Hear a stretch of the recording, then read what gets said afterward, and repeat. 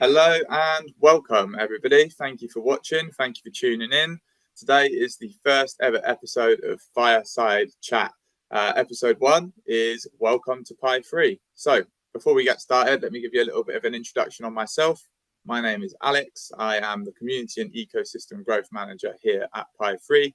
I've been in the Web3 space probably about 6 to 7 years now. Focusing on various projects, but I'm very happy to finally be here at PAI3 to put all my experience to good use. And Daniel, I will pass over to you. Hi, my name is Dr. Daniel Toshio Harrell. I'm the Chief Science Officer at PAI3. And before joining PAI3, I spent about 10 years in academia working on decentralized solutions for real-world problems at institutions like University of Texas at Austin, Nagasaki University in Japan, and Harvard Medical School. And so for the last year, I've pivoted my expertise toward the AI space and addressing making it decentralized and a trusted framework for all. Great stuff. Thank you very much, Daniel. Well, we're happy to have you here with us in the AI space, putting all of that knowledge to good use. So before we dive into it, Daniel, I'd love to actually hear your thoughts on the space right now. You know, what's the current status of the agentic economy in your opinion?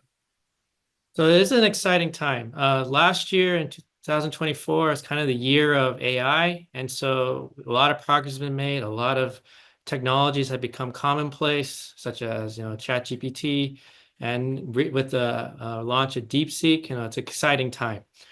But this year, the focus is all on agents. So what can AI not only give as a response, but also what can it do for its users? And so in this last year, we've had agents are starting to become more present in the workforce, and people can use them. And we're creating this environment that's more like a toolbox as opposed to a centralized authority that's going to answer questions. And right now, even policymakers are getting attention or trying to see how they can use it in for their governance. They're also seeing huge investment in this space. Right now, there's a $1.8 billion market cap evaluation in the next 5 years. And so this is going to be where everything is growing. And so this is really exciting. And there's a lot of questions that need to be asked. So for instance, how does this going to affect, how people work? How is this going to affect the truth of each of the agents, and can people trust it? And so that's where PAI3, we're trying to really address these really hard ethical questions and also provide a technical framework by which we can make this technology available for everyone and beneficial for all. Oh, amazing. That really does sound great. It's crazy actually to think how far we've come. I mean, I feel like ChatGPT was like the big breakthrough for like the public eye, right? I can't remember how long ago that was now. It must have only been, maybe 2 or 3 years ago, right? But the developments since then and how fast things are developing and changing is absolutely crazy to see in this day and age. So yeah, again, thank you for your insights on that, Daniel. So my next question to you would be, if that's your thoughts on the current state of AI, what does the future look like? I mean, if we're developing this fast, things are going in this direction, what does the future hold in the next sort of 5 to 10 years in this space? Right now, there's this huge transition of AI from a centralized model with, where you have, ChatGPTs, Anthropics, where you go to them, you present your prompts, and then they're a black box, kind of don't know how they're doing the calculations, and they get a response. And so, for benign things, that's fine. But when it comes to sensitive information, your finances, your health, and other things, you want more control. And so this shift to a decentralized, user-controlled environment is where I think the future is headed. Because I don't want to put my healthcare data into someone else's black box. I want to have it be on my local machine where I can have my medical records plus my agents and my AI tools all working together, and I control how that's being done.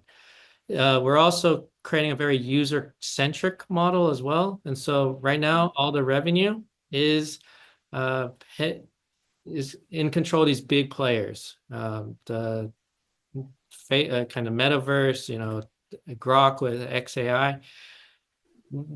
right now that's going to be distributed to the people. And so this decentralized format allows individuals to make some revenue on this, but also be able to have more control over how they use AI in their daily lives. Okay. Interesting. Yeah, I think that's something that I would imagine concerns a lot of people in this space, right? Their data, how their data is being used, is their data being sold, and who to.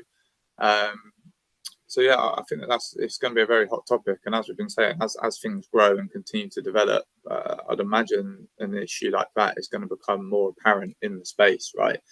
Mhm. So we're here, we're working with PAI3. But what does PAI3 actually stand for? Let's tell everybody that's watching today why PAI3, right? So PAI3 stands for the People's AI. We really are driving this decentralized AI innovation in this future. That is our main focus, what we spend every day trying to do, provide people a way to control how they want AI to interact in their lives, but also provide a personalized experience. So what does that mean? So imagine you weren't traveling, you're booking a flight to Europe or anywhere on the planet, and you right now you can go to Google, get some information on available flights, but then it's up to you to actually coordinate that calendar. Imagine this a future where you can have an agent find that flight for you, understanding your previous travel history, understanding what point system, what, you know, whether you're Star Alliance or whatnot, if your favorite hotels, and be able to draft that itinerary, but not only do that, act on your behalf and book those things for you, and making sure that, so you basically get a personal assistant in your toolbox that you can use for not just simple things like travel, but business coordination, emails, uh, and more complex things in your daily lives. So we're trying to bring AI to a people's perspective, but also a personalized experience with it.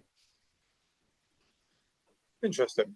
So would you say that's all of the problems that you're trying to solve? Like, what are the core problems you're trying to solve with PAI3? So our main focus is actually trust. So I mentioned that travel and can act on your behalf, but can you really Mm-hmm. trust the inferences that are being made right now?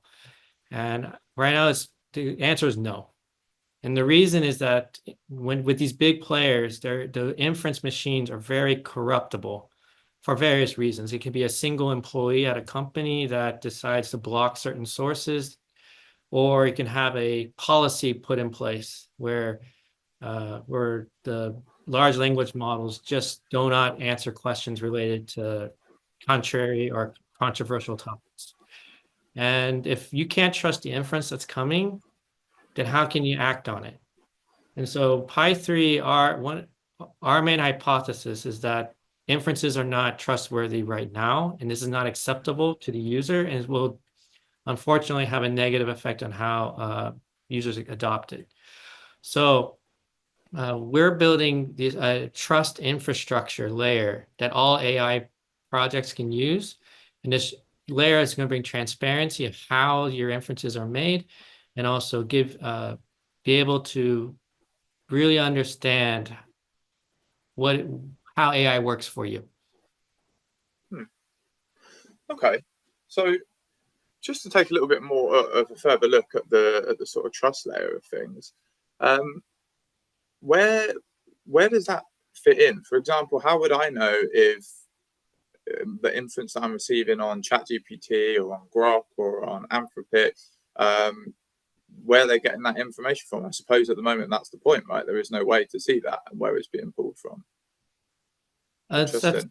been a problem with AI. ChatGPT has had a lot of issues with sourcing materials. It tends to have a lot of hallucinations. It's gotten better over time. I'll give them credit for that, but it's still not 100%. So you have to be very careful about the responses that come back to make sure that they're 100% accurate. So So right, it makes sense. Yeah, I understand. So I mean, I read something a while ago about potentially entities or individuals maybe even being able to alter the inference that it gives you from certain LLMs or agents. Uh, is that something that you've heard of? Can you verify that? That's something that I read some time ago. I've also read similar stories coming Yeah. out, particularly XAI, that had a single employee just blocked a lot of, let's say, controversial topics related to President Trump's administration or Elon Musk. Mm, And as a result, the inferences coming out were not a fair representation of, let's call it reality. But another example was DeepSeek recently, which mm. it censors a lot of the prompts that are particularly related to controversial topics in the Chinese history. I think that may have been the one that I read about actually. So it does seem like a problem, right? It does seem like a problem. People shouldn't be able to, or individuals or entities shouldn't be able to interfere with the truth, right? And where what's verifiable. So, okay, having identified these problems, what's PAI3's solution? How do we address these problems? So we have developed three main innovations. First is AI containers. So this is a secure local environment at which you can run your AI agents and your data. Second is a decentralized inference machine. This is how we can do inferences in a decentralized manner, distributed across multiple nodes, but also trying to create an inference machine on your device, which is the key. And then the third is a trust layer. So this is our user interface that allows users to see how things are produced, how the inferences are produced, get the resources, and making sure that the inference you have is 100% trustable and actable. Uh, Okay, wow. Let me just take all of that in. That sounds cool. So, what you're essentially saying is that well, I'd love to know how all that works actually, because how are you able to deliver such personalized inference, uh, but also keep that data secure from being used elsewhere? I assume it's something to do with the AI containers that you've mentioned. But how does that all work exactly? And also, how are you able to verify? I know you've explained it. But is there any way you can visualize it for me? How are you able to verify the truth or the sources of these inferences? And again, the data thing with the containers. How does that work? How can you produce such personalized inference without sharing data? so let me visualize that for you. I'll share screen here. All right. So this is an abstract model of this, Mhm. but we've created these containers, and these are can run on any environment. So we have the array container can be either on a decentralized environment, being pure to the Web3 community, but also in a cloud environment as well. But more importantly, also on your local machine. Now, where does that become valuable? If you have sensitive information, you could have this container running on your laptop, and this container holds a decentralized inference machine, which I'll talk about next, but also all your catalog of agents. So you could have a health agent, you can have a finance agent, you can have a personal assistant, and all these tools working together in tandem to give you the best results. But also it has a data element. So we have multiple data vaults that we've created where you have a private one that's for your most important information that you want to make sure is safe. But you can also create a public one that you could use for sharing with others. So for individuals who want to train AI agents, they can come in and ask you if you have data you'd be willing to share to train their agents. And you just community built AI infrastructure. And so we've created a secure and two types of secure environments. One is that the node is local and the node is under your control. But second, your data is also under your control. How do we maintain trust here? Each one of these containers has a decentralized ID and has credentials. And so and also all the agents and all the inference machines. And so we're using the blockchain as the core anchor to all these nodes. And as a result, we can control access, but also make sure that trust is preserved throughout this network. And all these nodes can be linked together. So if you want to have multiple containers, you can have one container and then have four. And so like if you had five, one is controlling your actions, and four in support, having additional compute or additional data. But you can also work in a collaborative manner with other individuals. So we're building a network of AI containers that work for you and also for the community. Okay.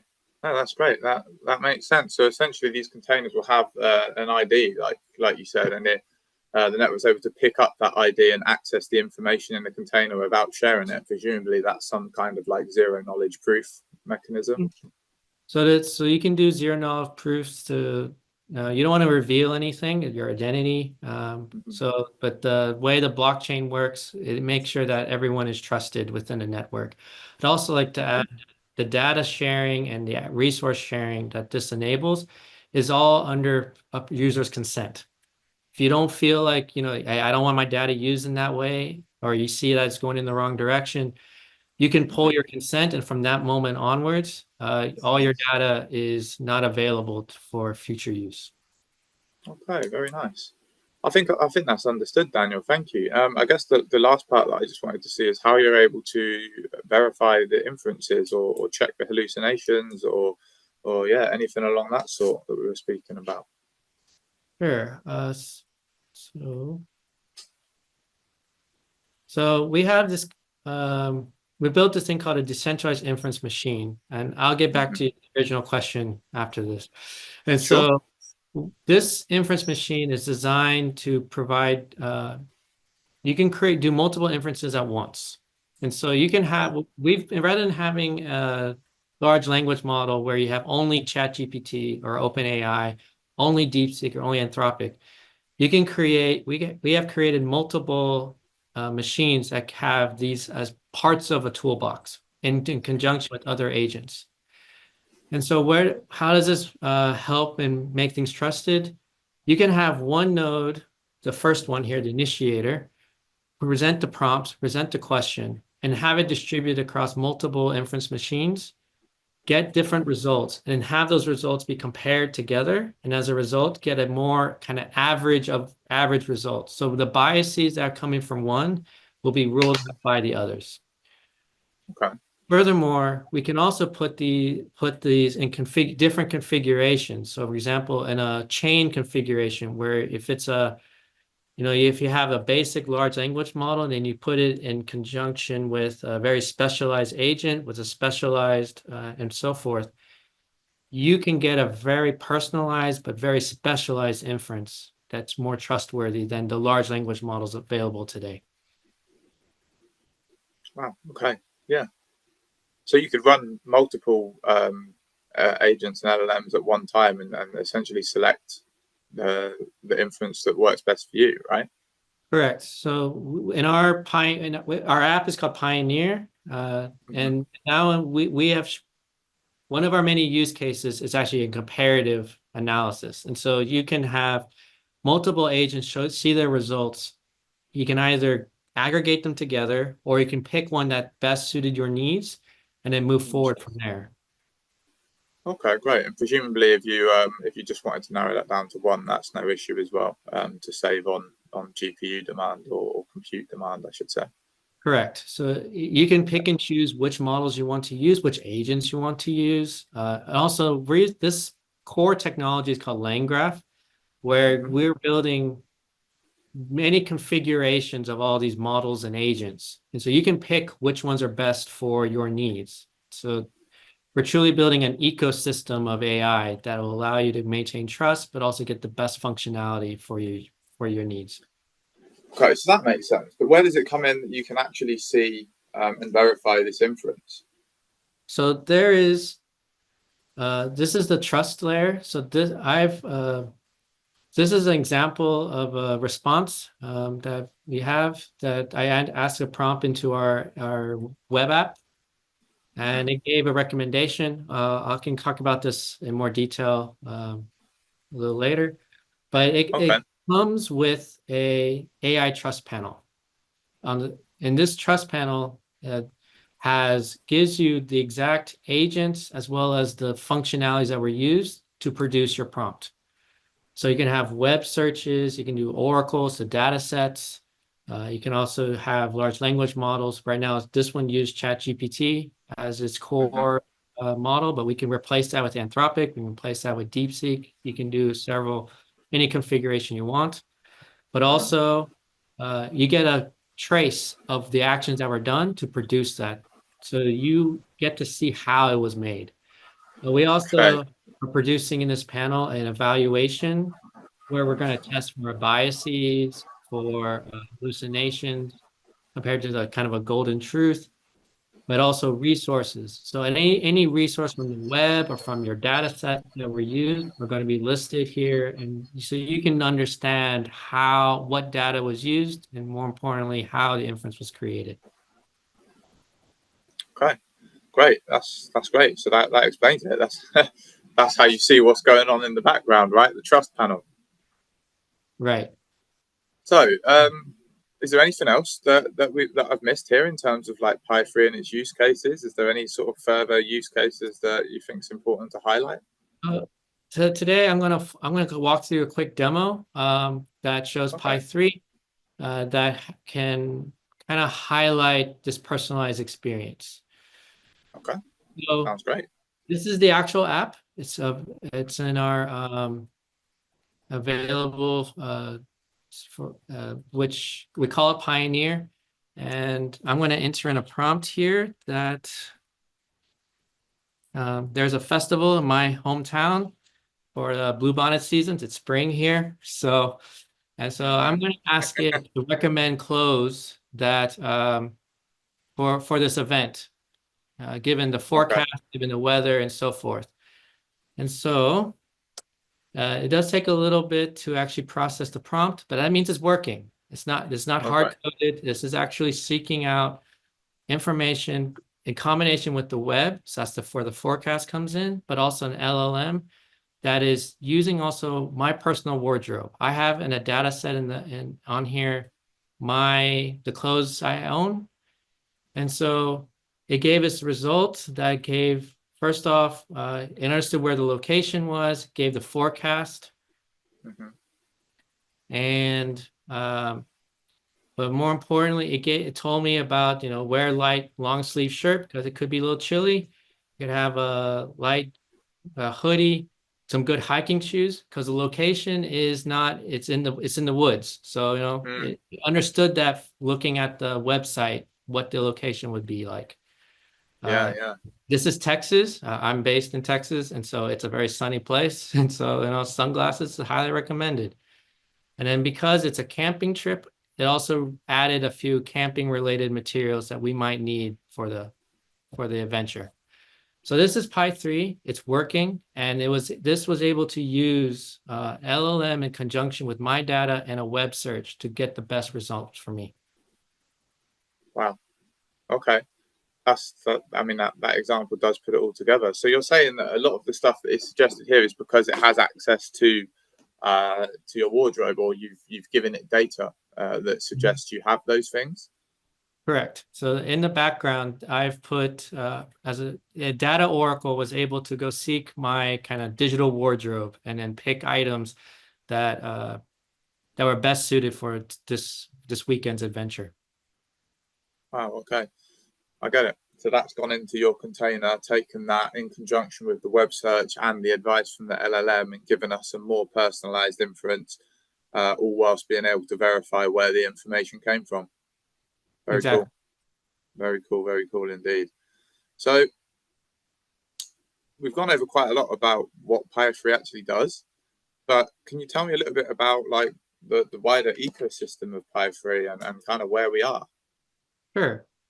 So I'll go back to, hold on here. So we've with Pi3, we're really focused on building trust, but we're also focused on building a community. Now, this is a community-driven initiative. We want community governance as well. But we're building an economy. And so by having a node, you're able to claim tokens through rewards. We also have emissions that for use. But what with those tokens, you also will be able to earn compute. So if you contribute, if your node is running on a PC, has a high, and you contribute that to others tasks, you'll earn some income from that. Also, your data, it's your data. You have the right to use it however you wish. And so if you want to share it, you can earn some tokens based on that sharing. And if you want to build an AI agent or model, and then from there, publish it to a marketplace, you can sell that model for others to use. And so there's many avenues by which you can earn tokens. And then with those tokens, you can support your AI needs. So that can be the simple queries if they require extra resources or training. So we want to make AI training available to all. So, for instance, psychologists, if they wanted to build an agent for their patients, they could request to the network data related to that, and then request that agent be trained. Also, for additional usage and data, you can pay through with PAI3 token, and then purchase additional models and additional tools. And so we're building this ecosystem that's designed to improve community, but also let them engage in AI. Yeah, it's great. I mean, there's multiple things you can do here, and for the listeners, like looking at this, this is great. Just looking at that first line there, computing contribution. So correct me if I'm wrong, Daniel, but that means any device you've got lying around the house, you can utilize, right? You can make the most of and earn from that. What other people need your compute. That in its own is brilliant, right? That's passive way to earn income, which is just great. And the data contribution, obviously, we touched on earlier. I think that's brilliant. I personally have never liked the fact that all of these huge centralized entities take, share, and sell our data without our permission. So the fact that you'd be able to actually control that and decide whether you want to share your data or not, and put a price tag on it, I think is the human rights that we should have had in the first place, right? So that's a really cool thing to see as well. And then you look at the rest of it: AI model contribution, testing, emissions, and obviously really, really cool ways to spend that as well to keep that ecosystem circle going. So it really does look cool. It looks really, really cool. So I guess the big question, and maybe some of the listeners will be thinking, and I'll ask on their behalf, is why should I care? If I'm a listener, why should I care? Why is this important to me? So this is about user empowerment. AI is there's a few key players dominating its future right now, and so they're guiding where AI is, and they're guiding how those policies, those ethical questions are being addressed. This is the people's alternative to that. You get to decide. With PAI3, you can own a piece of AI's future. You can govern its path forward.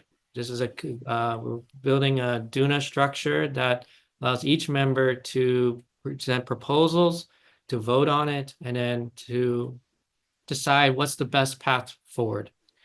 And so that we're giving the people's alternative to the centralized model that's dominating the space right now. Makes sense. It makes sense. And if you're listening, you heard it from the man himself. But no, all jokes aside, it does make sense. It does make a lot of sense, and I'm excited of what we've dived into just on episode 1.